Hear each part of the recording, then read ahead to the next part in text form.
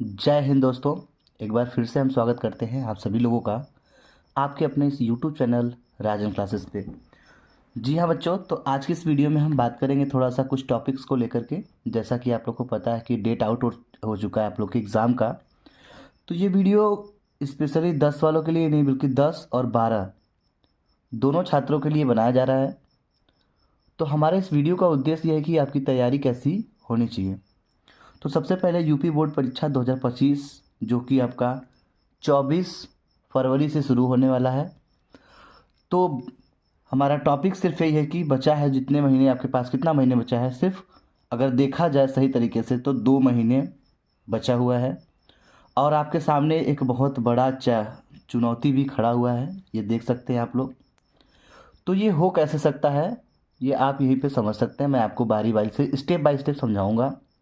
इसमें कोई हवाई फायरिंग नहीं है, बस आप थोड़ा सा ध्यान दीजिएगा। क्योंकि जो आप कर सकते हैं शायद वो किसी के बताए द्वारा नहीं कर सकते। मैं आज बता रहा हूँ, इसका मतलब ये नहीं कि आप मेरे बताने से करेंगे, लेकिन हाँ, एक चीज़ ज़रूर याद कीजिएगा कि आपको ही करना है। ठीक है, तो चलिए, इम्पोर्टेंट टिप्स फॉर 10th। तो स्पेशली पहले मैं 10 वालों के लिए बात करूँगा और 12 वाले भी अपने साथ समझते चलेंगे। क्योंकि अगर 10 और 12 के छात्र हैं तो ये वीडियो दोनों छात्रों के लिए बनाया जा रहा है।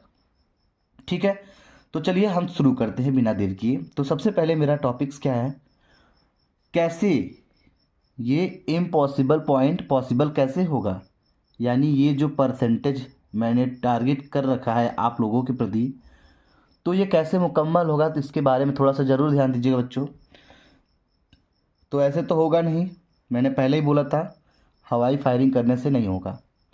तो डेली प्रतिदिन की चर्चा करें तो रोज़ 4 घंटे आपको शाम को और 4 घंटे आपको सुबह में अध्ययन करना पड़ेगा। सबसे पहली बात, सुबह के 4 घंटे और रोज़ सुबह और शाम, तो टोटल कितना घंटा हो गया बच्चा, टोटल 8 घंटा हो गया। तो 8 घंटे यदि आप स्टडी करते हैं तो आप यहाँ नहीं तो यहाँ ज़रूर पहुँच जाएंगे। इन दोनों के बीच में लाना भी एक बहुत तरीके का चैलेंज होता है। तो ये शायद आप कर सकते हैं। मैं उसके बाद आगे थोड़ा सा और टिप दूंगा कि दूसरा पॉइंट क्या है, 4 घंटे सुबह में कौन सा विषय पढ़े। सबसे बड़ी समस्या ये आती है, जैसे ये तो मैंने बना लिया, मान लो आप, मैंने बोल दिया, आप लोग मान लिए, ठीक है। सुबह का तो शाम का तो सेट हो जाएगा 4 घंटा, लेकिन सुबह का कैसे होगा, ठंडी की बात है। कोई बात नहीं, जब कुछ करना होगा, यदि कुछ पाना होगा तो ये 4 घंटे सुबह का भी आपको करना पड़ेगा। 4 घंटे सुबह में कौन सा विषय पढ़े, देखिए 4 घंटे सुबह में कौन सा पढ़ना है और 4 घंटे शाम को कौन सा विषय पढ़ना है, सबसे बड़ा क्वेश्चन ये माइंड में आपके जरूर आएगा। ठीक है, तो चलिए मैं इन सभी टॉपिक्स पे धीरे धीरे कुछ ना कुछ आपको और भी अपडेट दूंगा। अब सबसे पहले चर्चा कर ले कितने विषय हैं, कितने विषय हैं और इन्हें कब पढ़ना है। आइए मैं थोड़ा सा आपको डिस्कस करके बताता हूँ। तो पहले तो मैं कक्षा 10 को लेकर के बात कर लो, क्योंकि कक्षा 10 वाले ध्यान देंगे। अब देखिए, ये मैंने सारी की सारी विषय आपके समक्ष रख दिया है, जिसमें आप देख रहे हैं हिंदी पहले नंबर पे है, क्योंकि भाई पेपर में सबसे पहले हिंदी का ही पेपर कराया जाता है। तो टोटल 6 विषय हैं कक्षा 10 के लिए, जिसमें पहला है हिंदी, दूसरा है विज्ञान और तीसरा है गणित। ठीक है, और चौथे नंबर पे है आपका सामाजिक विज्ञान और उसके बाद है आपका अंग्रेजी। ठीक है बच्चा, उसके बाद जो छठवें नंबर पे आता है, ये सभी बच्चों का ऑप्शनल सब्जेक्ट होता है। कोई कला पढ़ता है, कोई संस्कृत पढ़ता है, कोई कंप्यूटर पढ़ता है। तो जिन बच्चों को जो जो विषय पसंद होता है, जिसमें रुचि होती है, वो अपना विषय यहाँ पे सेलेक्ट कर लेते हैं। तो विषय सिलेक्शन करने की तो बात अलग हो गई, लेकिन मैं थोड़ा सा ये भी चीज़ डिस्कस करूँगा कि यदि कला पढ़ते हैं तो इसमें कौन सा सवाल पूछा जाता है, किस तरह से नंबर ला सकते हैं, इसके बारे में भी मैं आपको बताऊंगा। यदि आपको कोई दिक्कत होती है कंप्यूटर से रिलेटेड, यदि कंप्यूटर में कोई विषय नहीं समझ में आ रहा है, कोई क्वेश्चन नहीं आ रहा है, तो भी आप हमसे डिस्कस कर सकते हैं। और संस्कृत में भी कोई क्वेश्चन यदि नहीं आता है तो आप हमें सेंड कर सकते हैं। मैं उस क्वेश्चन को पूरा पूरा सॉल्व करके आपको दे दूंगा, ठीक है। चाहे वो कोई गद्यांश टाइप का हो तो भी मैं उसको आपको अच्छे से अनुवाद करके बता दूंगा, ठीक है। चलिए आगे हम चर्चा करते हैं। अब ये 6 विषय, 1 2 3 4 5 6, ये 6 विषय के बारे में मैं थोड़ा सा डिस्कस ये करूँगा। क्या डिस्कशन करना है? डिस्कशन यही करना है कि कौन सा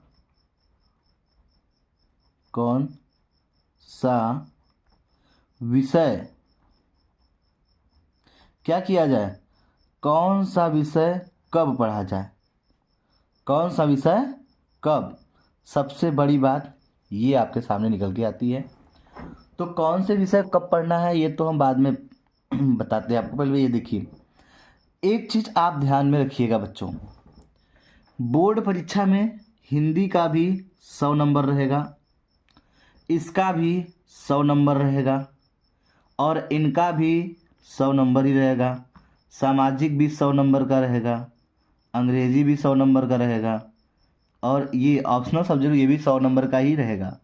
तो यानी टोटल आपके पास 600 नंबर हैं, ठीक है। 6 विषय के 600 नंबर हुए। तो कोई विषय तो ऐसा तो नहीं कम नंबर का है, तो आपको बराबर पूरा पूरा ध्यान देना होगा सभी सब्जेक्ट के लिए, ठीक है। तो 600 नंबर में से यदि आप क्या करते हैं 500 प्लस, यदि आप 500 प्लस नंबर लाते हैं तो शायद आप इस कैटेगरी में ज़रूर आ जाएंगे। आप देख सकते हैं नीचे ये जो कैटेगरी है 85 और 90 के बीच में ज़रूर आ जाएंगे। हो सकता है आप ये लिमिट भी क्रॉस कर जाएं। यदि आप और अध्ययन करते हैं और गहन अध्ययन करते हैं तो शायद आप इस सीमा को भी पार कर जाएंगे, ठीक है। तो ये भाई अपनी अपने योग्यता की बात है, अपने अपने कैपेसिटी की बात है। कोई 2 रोटी खा सकता है, कोई 10 रोटी खा सकता है, लेकिन यहाँ पे कोई कम पढ़ सकता है, कोई ज़्यादा पढ़ सकता है, ये भी डिपेंड करता है। तो कम से कम आपको कितना बच्चा, कम से कम आपको इतना क्रॉस करना पड़ेगा। अब मैं आपको एक चीज़ और बता दूं, प्रैक्टिकल को लेकर के, यानी सभी जो प्रैक्टिकल की नंबर जो होते हैं आपको 30 नंबर मिल जाता है एक विषय में। तो 6 विषय में आपको तो कितना मिल गया, 180। तो 180 नंबर तो आपको यूं ही मिल गया। बात समझ रही है? समझिएगा, इस 600 में से 180 नंबर आपको तो बस यूं ही मिल गया, ठीक है। तो ये आ जाएगा आपका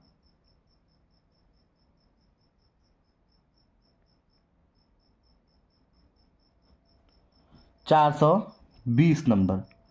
अब आपकी लड़ाई कितने होगी, 420 नंबर में, क्योंकि ये जो 30 नंबर है ये प्रैक्टिकल का है, ये आपको मिल ही जाएगा, इसमें कोई दो राय नहीं है। चलिए बच्चों, तो अब देखिए जो 420 है, 420 में यदि आप कम से कम 400 नंबर में लड़ाई करते हैं तब तो बहुत अच्छी बात होगी, तब जाके आप इतना परसेंट ला सकते हैं।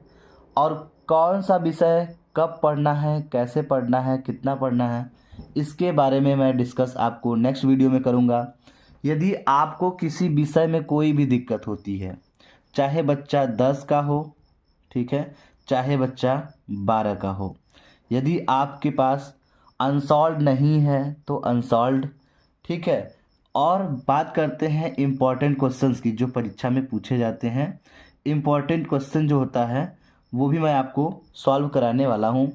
तो आज से ये वीडियो प्रारंभ होता है और आज से मैं आपको कक्षा 10 और 12 दोनों के छात्र को हर विषय के अलग अलग इम्पॉर्टेंट टाइप के क्वेश्चन न्यूमेरिकल प्रोवाइड कराऊंगा, चाहे वो हिंदी हो, चाहे इंग्लिश हो, चाहे विज्ञान हो, चाहे गणित हो, ठीक है। तो इसके लिए आप निश्चिंत रहिएगा। यदि आपकी कोई समस्या है, कोई दिक्कत है जो आपको न समझ में आ रहा हो कोई टॉपिक में, तो आप हमें बिंदास कमेंट कर सकते हैं और हम आपको पूरा हेल्प करेंगे। मेरा व्हाट्सअप नंबर है,